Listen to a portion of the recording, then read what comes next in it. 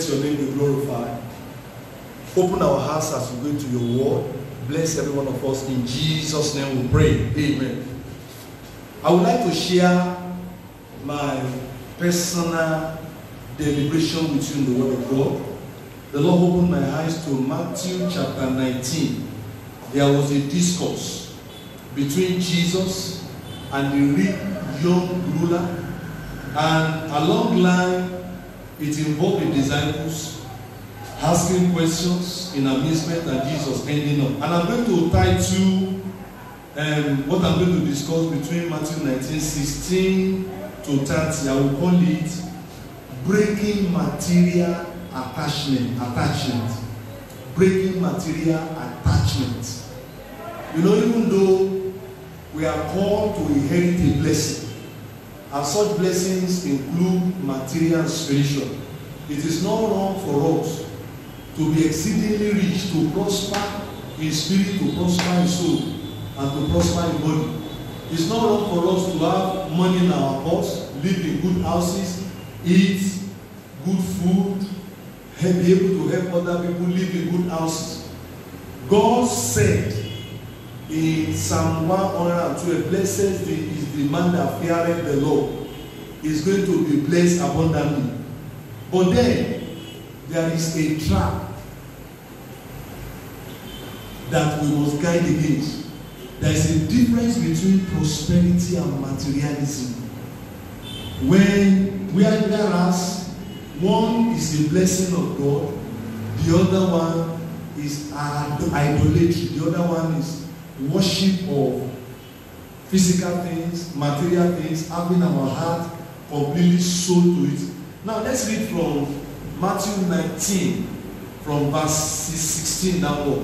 And behold, one came and said unto him, one, it was not mentioned, a specific person that we eventually discovered was a rich young ruler. He was a man in authority that had a lot of money, lived in good houses, had profitable, wonderful business, lucrative business, and his boss was always smiling, and he could afford to buy anything. He said unto him, good master, what good thing shall I do that I may have eternal life? And he said unto him, why callest thou me good? There is none good but one, that is God. If you will enter into life, keep the commandments. You know, eternal life does not just begin when we get to heaven. The moment we are born again, our injured spirit, our old man is regenerated. The life of God comes into our old man. That life of God in Greek is called Zoe, God's kind of life. God's kind of life that becomes sensitive to God, that become, desirous of the will of God, that wants to love God, that wants to pray and be in the place of prayer, that wants to worship God. The life of God that loses faith for sin, that loves righteousness. If we must enter life, what will I do? Jesus told him. What he answered was that, what can I do to have eternal life? But Jesus was saying, if you will enter life, because eventual life eternal in heaven has started for when you are born again here, when you have an encounter with Jesus, when your spirit man is regenerated, the seed of God is in you, and that seed make you to live in the presence of God, to live like God, even beyond death, because the second death cannot have power over you, and you continue to live forever. So a taste of life that leap into eternal life has begun in the new generation man. He said unto him, verse 18, which Jesus said, thou shalt do no murder, thou shalt not commit adultery, thou shalt not steal, thou shalt not bear false witness, honor your father and your mother, thou shalt love thy neighbor as thyself. Verse 20, the young man said unto him, all these have I kept from my youth. What like I yet? He was boasting, he was brought up morally. An average Jew that is conscious of Jehovah, that was conscious of Jehovah in those days, that was brought up in Judaism, we keep the 10 commandments and all other extra commandments, in Leviticus and all those things. So he said, I don't like anyone, I have kept everything. And he was asking Jesus in, a boast that, what do I lack? Jesus now said, Jesus did not argue with him that he was not complete in law keeping. He said, if you will be perfect, go and sell what that thou hast and give to the poor, and thou shalt have treasure in heaven, and come and follow me. Now, as I was reading, that made me to pause. Why is Jesus telling him that? I agree with you, I know you, that you are very disciplined, you are a wonderful moralist. Concerning law, you are blameless, you are perfect, like Paul, who was giving his credentials in the book of, in the letter to the Philippians, that concerning the law, he was perfect. Jesus agreed with him, but said, if you will be perfect, that is, you will be complete. If you are going to be blameless, if you will not lack anything, go and sell all that you have. Then I talked about it. What has material possession, physical possession, mundane things of life, what has the wealth of this man has to do with his becoming complete, with his entering into life? Then it occurred to me that there is one thin line between life and affinity for materiality. If in our heart we are so attached to materiality, we are so attached to physical possession, we become so enslaved to pleasure, we become so enslaved to our taste bud, all the five senses, the pleasure they can give unto us. There is a way it lures us into idolatry. It gets us so attached in one way, away from devotion to God. It means there is a link between, there is a relatedness between how much hold you have on your material possession and love for God. But verse 22, but when the young man had that saying, he went away sorrowful, for he had great possession. Jesus and that man were communicating at the same level. He understood what Jesus had. Jesus got him right at the point of his weakness. He loved his latest houses, latest fashion, latest road landscape, latest inherited building, latest business, latest discovery, latest, affluence. He was an affluent man, known, and he enjoyed people's encomium. So he became very sorrowful that, look, even though I am perfect in the law, I keep all this law, they are just on the surface. My heart is actually for all those possessions. I look at them every day. I wake up. Do you know that if you are going to be very, very careless, we will leave this man in his own class, whereas many of us belong to the same institute, or in this, we belong to the same category unknowingly.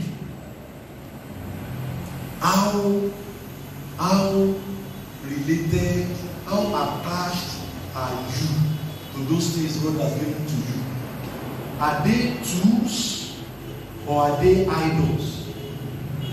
The book of Psalms is saying, the man who has not lifted up his heart unto vanity, who we are sent unto the hill of the Lord, he that has clean hands and pure hearts, who has not lifted his heart unto vanity. One tradition says, one that has not lifted up his heart unto an idol. What are those things that God has given you that are supposed to be tools, but your heart is so lost in them? Your money, the way you look, your beauty, your eloquence. Some people are very brilliant, and anywhere they go, they want to showcase that. Some people are gifted, it is their talent in some cases, and every time, even when they are supposed to wake up in the morning, pray to God and read their Bible and be in the presence of God, they are busy ruminating over their talents. What are those things to which your heart has been attached? Your newly found building, there was a time Jesus Christ, one man was looking for people and he prepared a great feast. And he said, my servant, go and bring the people for which the feast has been prepared.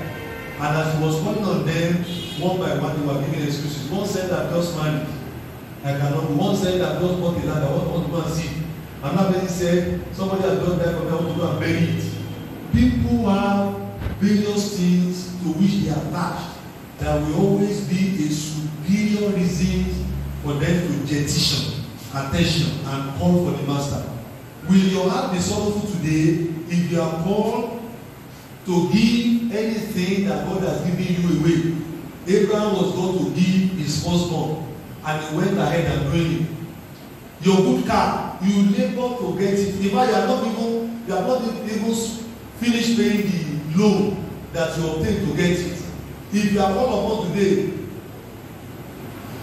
to loan it or give it for the work of the Lord that is in their need, that is in their, give it the work of the Lord that needs it very badly, will your heart not be sorrowful? Verse 23, then said Jesus unto his disciples, verily I say unto you that a rich man shall hardly enter into the kingdom of heaven. And again I say unto you, it is easier for camel to go through the eye of a needle than for a rich man to enter into the kingdom of God. When his disciples heard it, they were exceedingly amazed, saying, who then can be saved? Do you know what surprised me?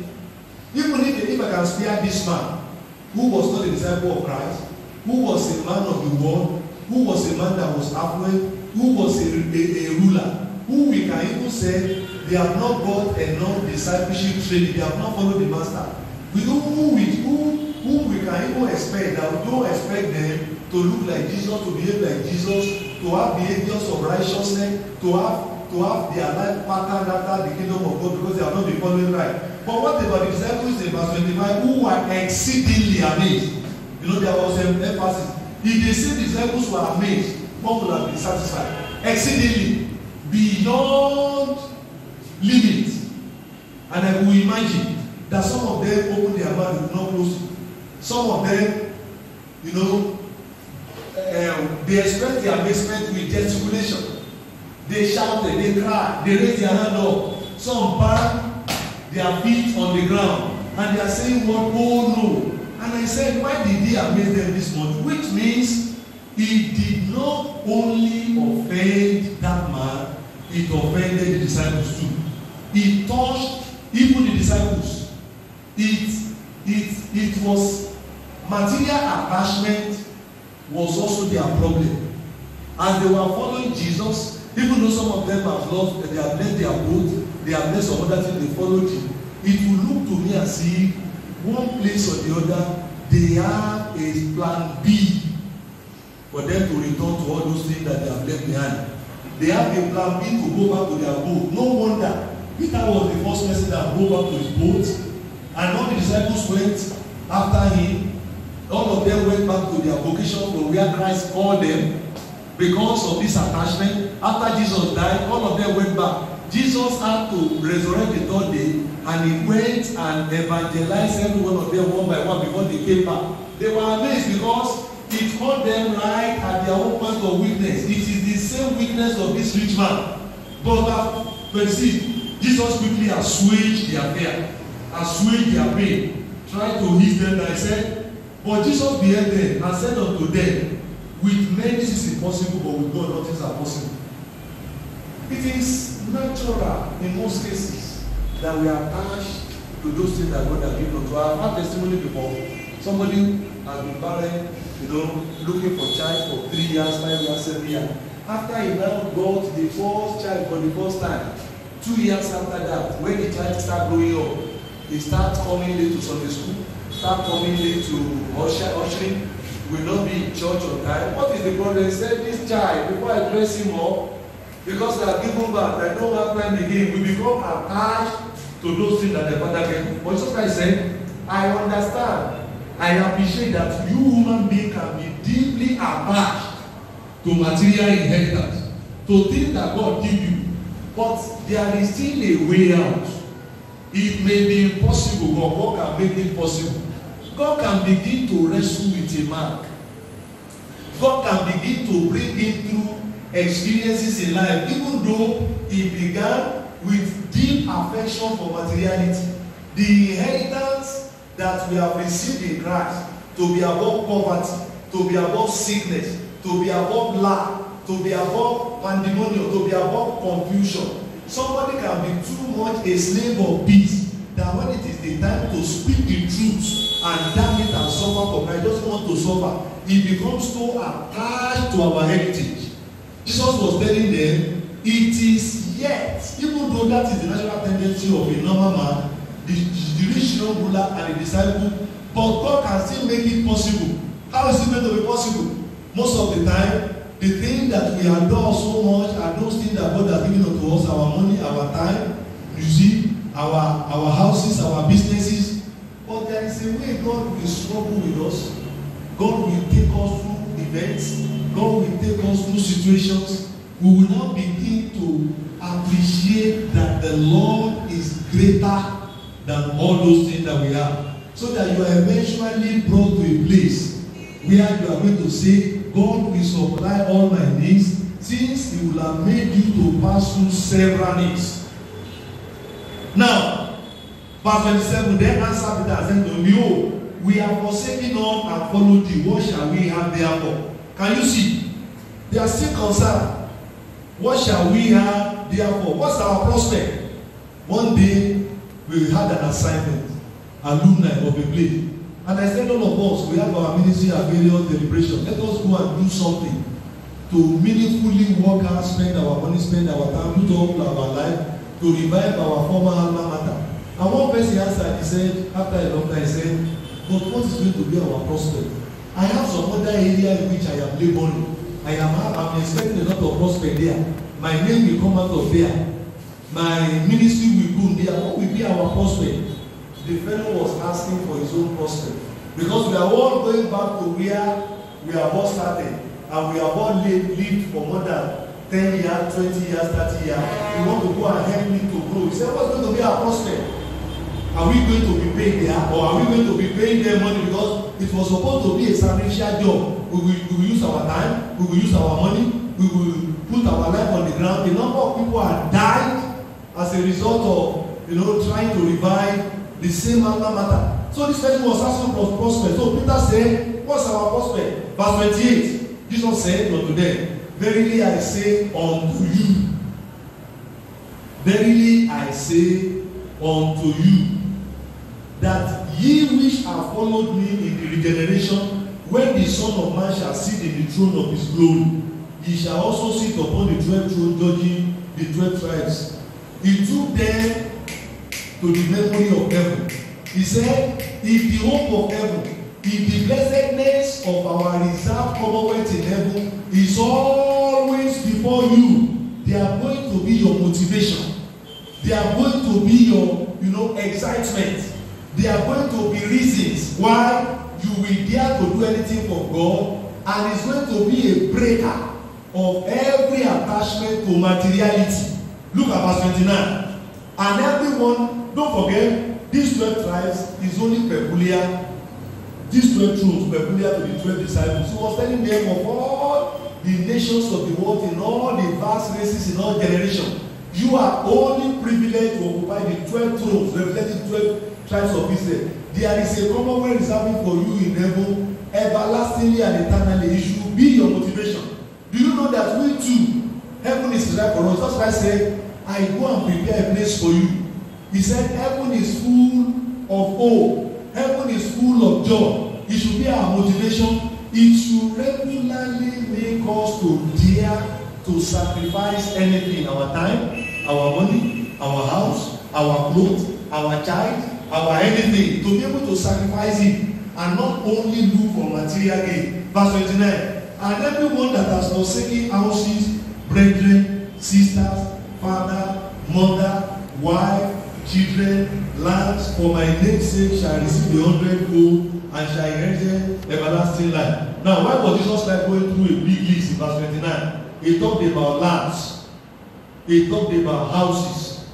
He talked about houses, talked about land, then he talks about relation. Those are our attachment. Great attachment that we not many a time struggle with our devotion, with our committedness, with our yielding up, with our giving up. They are the things that we contend with our tithe paying. We want to spend our tithe rather on our children so that eventually when they become great people like professors, like doctors, like lawyers, they will be able to take care of us in future so that they can buy us good things of that. We want to spend our money on our businesses, on our everything that is good. We are so attacked. We are so bound. We are so conserved. We are so reserved. Our resolve is so much given only to material possession. And the only thing that can break it is number one, a living hope of our inheritance in heaven. The fact that the master has a day to reward us. And so, what are we saying in essence? The disciples were affected. Jesus is the attachment in verse 26. And he assured them with a motivation in verse 27. Behold, we are forsaking all and followed thee. What shall we have? What are we going to possess? What is going to be our portion, our inheritance? And Jesus was saying that the brethren in verse 29, the sisters, the father, the mother, the children, the land, the houses, you are going to have them on this planet Earth. You are going to have them on this planet Earth. 100-fold, much more. In fact, it is when you break, you allow attachment, unnecessary idolatry, unnecessary reverence, unnecessary worship of material things, when you can subject them to the worship of God, when you can say like Jesus, when he was carried to the pinnacle of the temple, I go to be tempted by the devil, that look at all the glories of these things. If you can bow down to me, I am the owner of it, I have them, I will give them to you. If you can answer like Jesus, get thee behind me, Satan. If you can answer like Jesus, thou shalt not tempt the Lord thy God. Thou, for it is written, him alone should you worship, you shall worship no other thing. If by the grace of God, by our development, we can be resolute in the spirit, and my brethren, it's not a thing you can say with the mouth. It takes following on with the law. It takes being, real children of God. He said, will you not rather submit to the Father of Spirit and He will submit? We must give up. We must put our attachment down to die, to be slaughtered on the ground. So verses 28 and 29, Jesus gave them a twofold inheritance as assurance, a two-dimension of inheritance, and that's where I'm zeroing into. And it's ever going to be the number one was that in verse 28, there are 12 thrones waiting for them. They are going to be crowned, and they are going to sit on thrones forever and ever. They are going to be great judges. They are going to be people that lack nothing. And you seem to be telling them that, is that not greater than all this material attachment of your good brethren that you are bringing away? Because Christianity costs us a lot. Some of us who are real, dubious people, we have friends with whom we are making money. We have office friends. We were investing money. We are using bio to make money that in a fraudulent way that people cannot know. We were changing figure. We were altering figure. Some of us in public offices, in public works, we know ways in which we were cheating. And the moment we hear the gospel of Jesus Christ, the moment we had it, we decided to part with those friends. We decided to part with girlfriends with whom we are sleeping together. We decided to part with fathers that takes us to the shrines of idols. We decided to part with mothers that are teaching us to use charms. We decided to part with, and we are now crying in our heart. If we separate from all these friends, these relations, we are going to lose all this material prosperity. We are so attached. Do you know another reason that makes us so attached? Our environment values those things. In Africa, in Nigeria here, money is the God that is worshipped. All over the world, anybody that has money will have recognition. Anybody that has money will be able to satisfy himself. Anybody that has the money will be respected. He will be given position. He's not going to be lonely.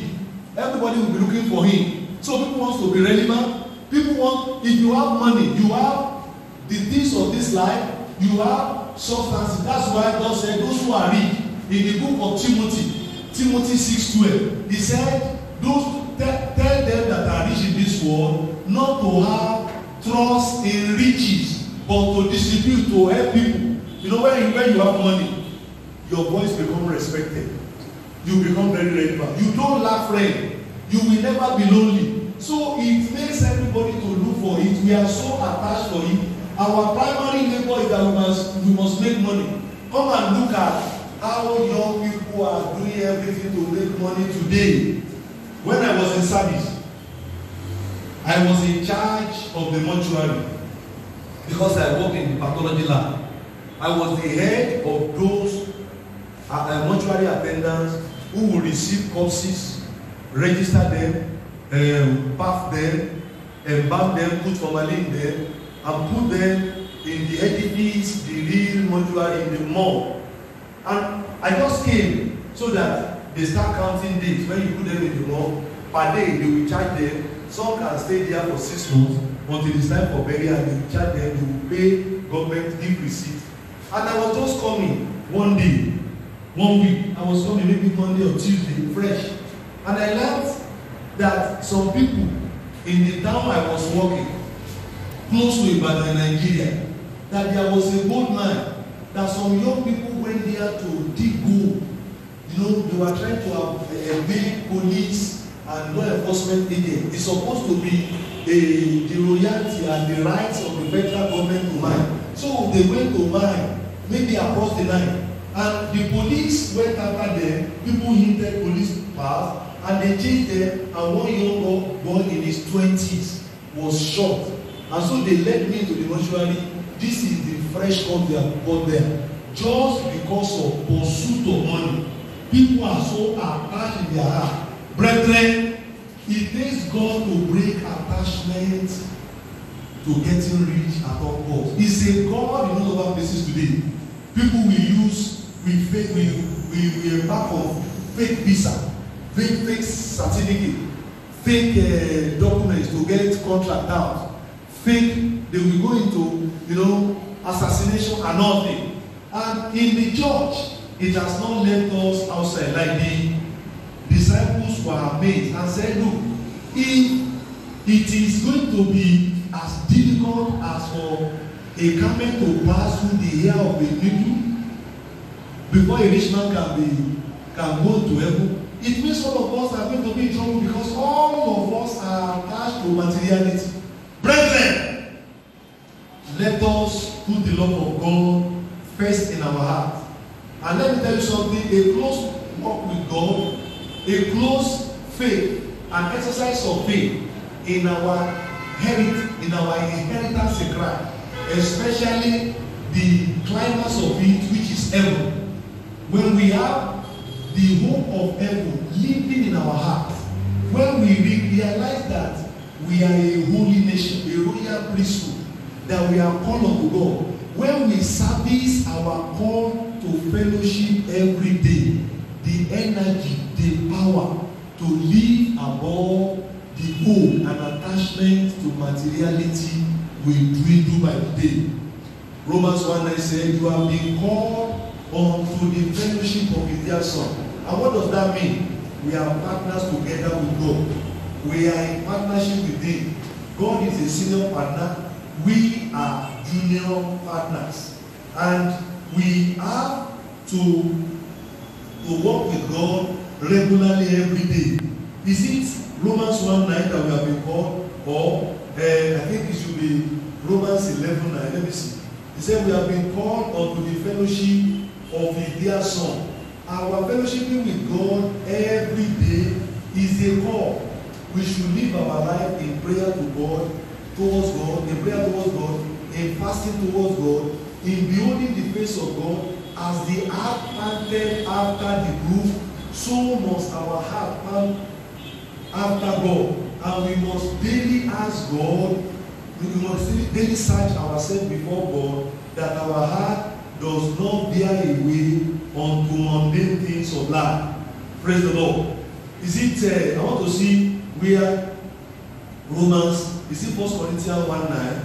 I want to see where we have been called into the fellowship of his dear Son, so that we can know that our role every day is to behold the face of God, is to fast, is to pray, is to worship, is to look for him regularly. It's 1 Corinthians 1:9. God is faithful, by whom you are called unto the fellowship of his Son Jesus Christ, unto sharing life with Christ, unto beholding the face of Christ, unto submitting with Christ, unto befriending Christ, unto being Christ conscious, unto being gospel conscious, unto being heaven conscious. We become sharers, or we become friends of life. When the disciples went to Jesus concerning the parables, and he shared them the parable, he said, the meaning of the parable is meant for you and my friends, but for the others they are in parable.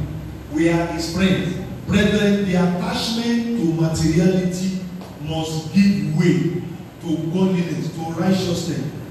We are never perfect. According to that, Matthew said, if you will be perfect, go and sell all that you have. If you will be complete, if you will not lack anything, that man said, what will I lack? So I am giving you the same charge. Go and be perfect by working on your attachment to mundane things of life. Some people will never believe they can do well in Nigeria until they go abroad where $1 counts 400 naira. They don't see their blessings here. And they have forgotten that a lizard in Nigeria will never turn a crocodile abroad. It is your own time. When your time comes, Nigeria can give you blessing. Father, we are grateful because it's been a wonderful time in your presence. I pray for all my listeners that the power that binds them to their money in worship, binds them to materiality in worship, be broken down in the name of Jesus. Whatever thing that has enslaved you to materiality and to common things of this life at the expense of God, I command a deliverance upon your life. I ask that God will give you the visions of heaven.